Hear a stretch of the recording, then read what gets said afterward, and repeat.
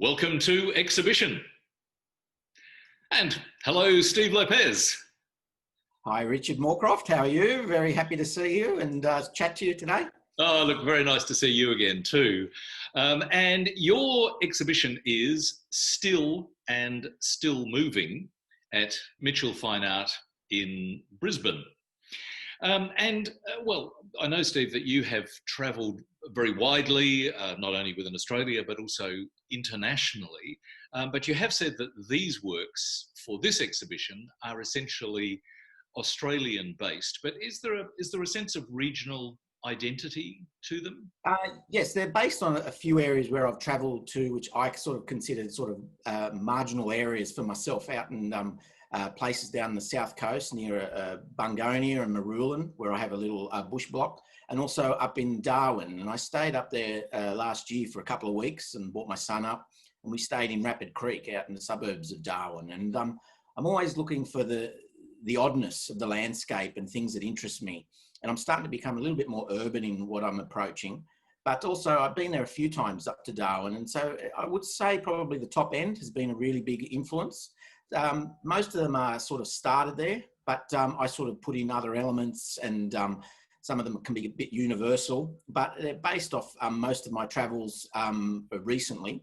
And also my connections, and I have some friends up in Darwin who I talked to, and found out about the history of the top end and sort of the unwritten folklore of the area, and sort of tried to recontextualize it to how me being a European-based background, or a person, from my family, and some of the stories of that interrelation between Europe and Australia. So it is localized, and it's based off a whole group of stories and friends and things that I've seen collected, and people I've spoken to. So as you collect all these things from the particular places, the particular objects, the particular people, how do you decide to assemble the players and the places in these works? A lot of it comes from my imagination, comes from the stories, narrative based, a lot from collage. So it is quite arbitrary, but you'll be surprised. Like when I'm up there, I might see, I was up in an area where Cyclone Tracy hit, Darwin, and there was still, some old houses that hadn't been refixed, and sort of areas which looked sort of dilapidated amongst some of the new. So I would see a place like that, and then I would come back to Sydney into my studio and place a figure amongst some of the backgrounds that I'd painted there in situ, or put a walking figure across something that just looked completely suburban, and all of a sudden it really energizes that actual picture. So a little while ago you mentioned that you look for oddness sometimes. What do you mean by oddness? What is odd to you? So sometimes I look for things like rust, texture, weird objects, things that maybe even be 150 years old, if miners detritus in the landscape, often just jumps out amongst the modern world. And that's also too with the way that people are in the landscape. Sometimes it might be the fact that someone's not wearing any shoes in the middle of a suburban marketplace. That looks odd. And it's a matter of picking it up and looking for that in those areas. A couple of years ago, I went up to Arnhem Land and to Kakadu, and stayed with the Cannon Hill mob there. And all of a sudden, where they were showing us some of these the drawings in the caves and the markings, and that was just completely another world to me. But it's still, at the same time, they were saying, well, you paint the landscape, you're telling your stories just like we do. And I thought that was really lovely, the connection that we have. It's their land, and we're sort of, as white or Western people come in, we still live here too, so we can share these experiences and still have our own stories and our own viewpoints. And to me, it looked alien to me, but at the same time, very comforting. And I thought, well, I can create my own stories as an artist. I interpret the world that I'm in, and that's my job, is to make things interesting. So I'm always looking for something that just doesn't make sense and can add a little bit of vitality to an image, just instead of a normal picture. Something that has a little bit of poison in it that keeps you looking and makes the work grow over time. Let's go to a particular work now, Inside the Outpost. And you mentioned earlier the damage and destruction from the cyclone to Darwin. That seems to be incorporated in this work. I went to Darwin and sort of looked at some of the images in the museum of the devastation that hit that small sort of isolated outpost to me, which I sort of consider, you know, the history of it, which was built by Chinese people, you know, who came to that area because it was harsh conditions, and then they built this little city in the heat in that rough outpost. You know, as I would term it, compared from the cities, you know, on the East Coast where I'm from, and also coming from Europe. Italian background, and I just spent time over on the Western Front and up in Belgium and France, and I looked at some of the old photos of the revolution, the Paris Revolution, and if you have a look in that image, some of it's actually some Parisian terraces which had been bombed, and it's an imagined world, but two, it's quite familiar to me, and it's like these people who are in that picture have been devastated and trying to rebuild. So there's also some hope in there as well. There's a fellow there in the foreground sitting down, thinking about, okay, now where do we go from here and how do we rebuild? And two women in the background, almost as mother figures, mother and child, almost, you know, we've got to settle and rework it. And these stories that I heard in about Europeans coming to the north of Australia, the Dutch, the Portuguese, there was these interrelations too with the Indigenous community from the Macassans who came over to, you know, trade. And they're written in the history books, and some encounters aren't written in history books. So, you know, they're all creating stories, and we've got these histories in our own country which need to be explored, and I'm trying to reimagine them in my way. Sometimes you seem to create groups of quite ordinary figures, but you seem to imply some sort of common purpose or conspiracy. And I'm thinking about the work Uncommon Figures. There's a location to that work. It's actually Nightcliff in Darwin. And I'm sort of imagining what would it be like to be a European person coming to this strange land and having to start from scratch.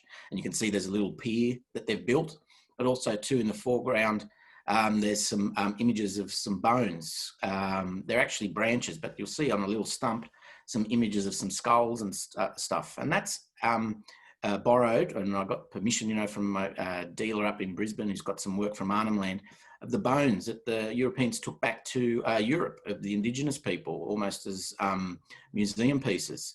And so it's almost what, you know, an interpretation of what were these people thinking when they came here and tried to create a world, but also didn't really respect that land at that time.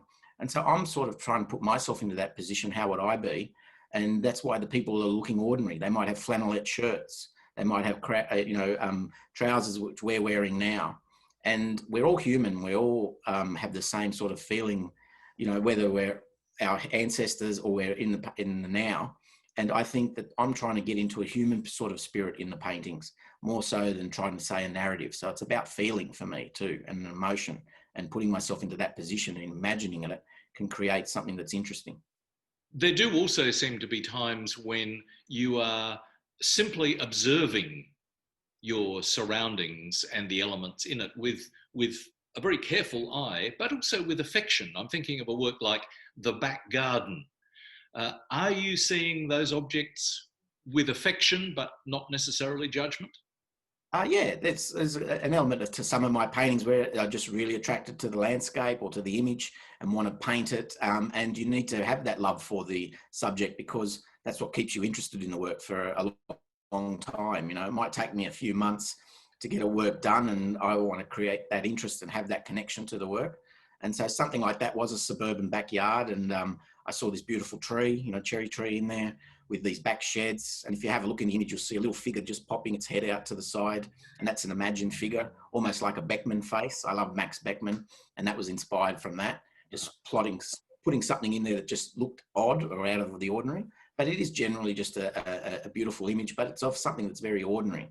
And there's a lot of beauty in the ordinary. And that's what I sort of tend to look for, I think, in the way that I approach my work.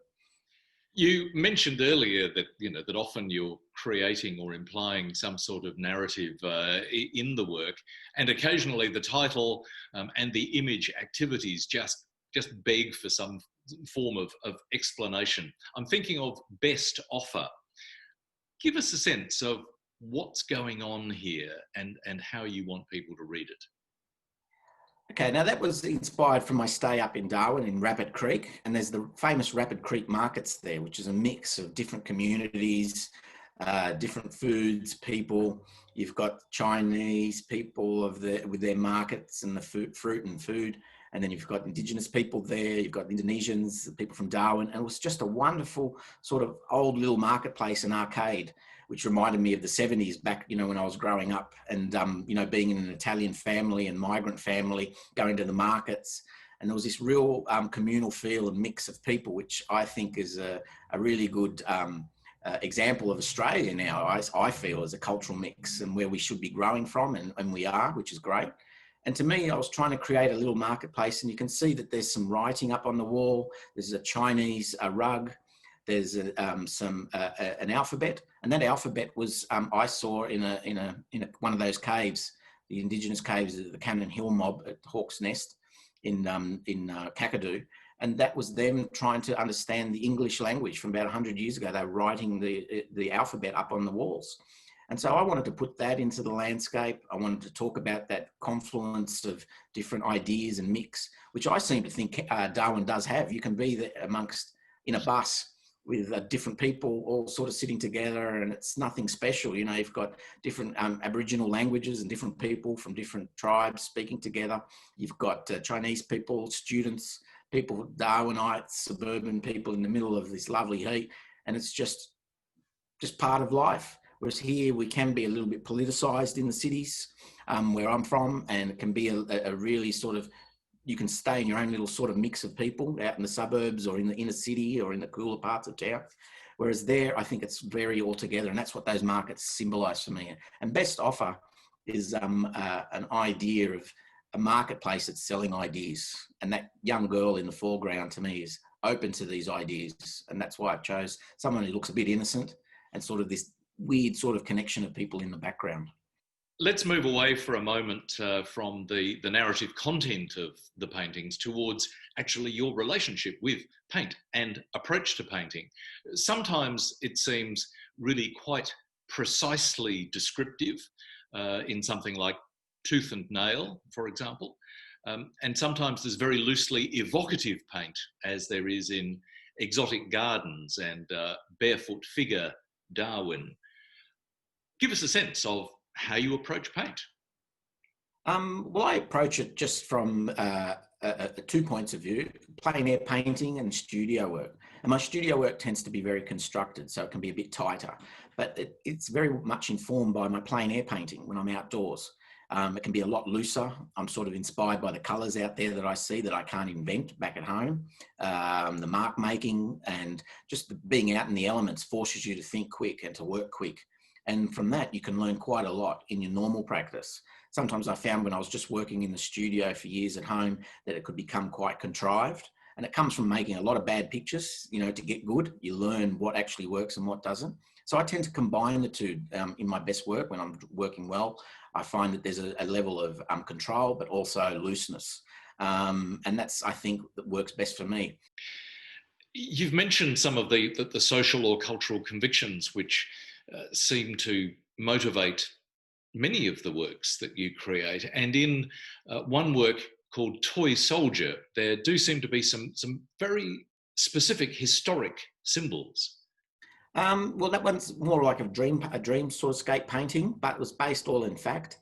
When I went to the Western Front and we went to a museum in Peron, there was these little maquettes of they're like almost little toys, but it was of world domination. These were ships. You'll see this picture, that painting. There's these merchant ships and warships, and there's a little maquette of Africa fights in Africa between the local people and the Europeans.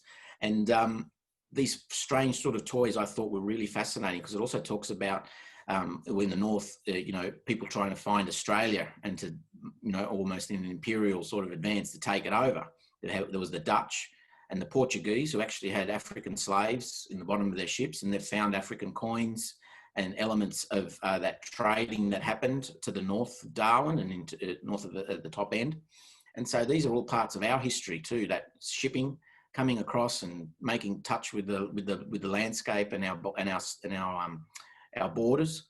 The French who came, and so to me that was still very Australian based. It's that idea of taking over, colonising a nation, and then you've got the sort of the person falling asleep And sometimes I hope that we haven't forgotten about history, and maybe that's what the painting is about. Someone is he asleep, or is he dreaming of a past, or are we dreaming of a future? So it's quite open-ended, that image.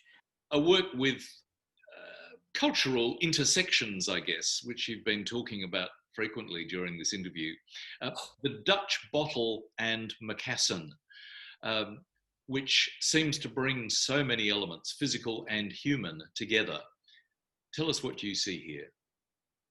Well, that's inspired from my good friend Frank Goya, who lives in Darwin, and he told me a lot of the stories and introduced me to a lot of the areas in the suburbs in Darwin. And I stayed near him, and I'd go over there and have some barbecued sausages, some whiskey and chocolate at midnight over there in the hot after, in the hot air, time there in the middle of our winter, which was still 30 degrees, which I loved it. And he was telling me the stories of these gin bottles that he'd go around to the mangroves and he found these old Dutch gin bottles, which were from, before Captain Cook supposedly came to Australia, so there's always been a contact. And these are tangible objects in his hand that he's found that aren't recorded in history books, but they're there.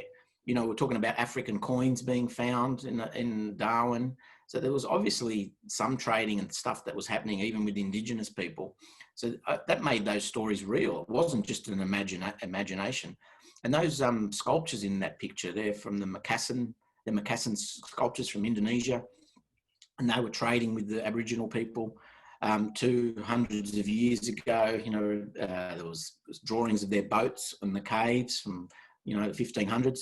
So, primitive boats. And I've got a couple of those boats in images in this exhibition coming up as well. And there was a big sculpture in the foreground, which is a sculpture that I own of a European toy of a big horse. It's a child's horse, which I think it's about 120 years old, which I've got at home. And so I was mixing these tribal elements, these tribal sculptures, with somebody who's a suburban person who lives there, who has all these histories. Yeah, I think that's what that story's about. It's almost like a homage to Frank and his ideas, and also Australia and that European sense of why we came out to Australia and what have we done, and that interconnection. I'd like to conclude with a work which is a wonderful eclectic assembly of objects that you've brought together, Carpentaria Still Life.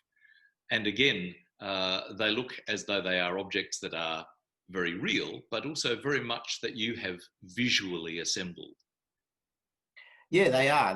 It's a still life of what I sort of call that colonial sort of imperialism, trying to take over the world. You'll see a big map and it's got the map of Australia just started to be mapped out, and Europe in the background.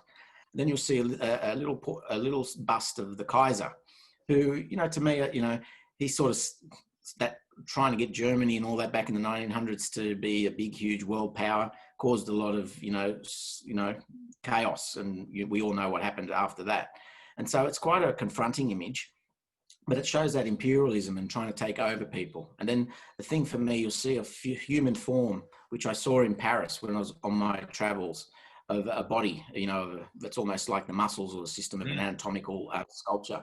And that's humans who are the end result of all this domination. They end up suffering. Yeah, so it might look like a very calm painting, but it's about aggression and domination. And I think the crocodile symbolizes for me that aggression and that trying to take over other countries. Did they need to do that?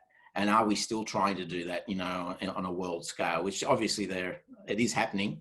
And we've got to learn from history in the past. So it's a small, quiet little still life, but I'm trying for it to say something more than what is initially there. And if you read into the actual subjects that I've chosen to portray, they're quite important for me. And it's also set in a European background of maybe a parlour or a lounge. And I actually saw that in the Rodin Museum in Paris. That's actually one of the rooms. And I thought, coming out of that European sort of idea of, luxury, charm, being comfortable, and trying to have these little ideas of, yes, I think I might take over this country, and then set out a whole army.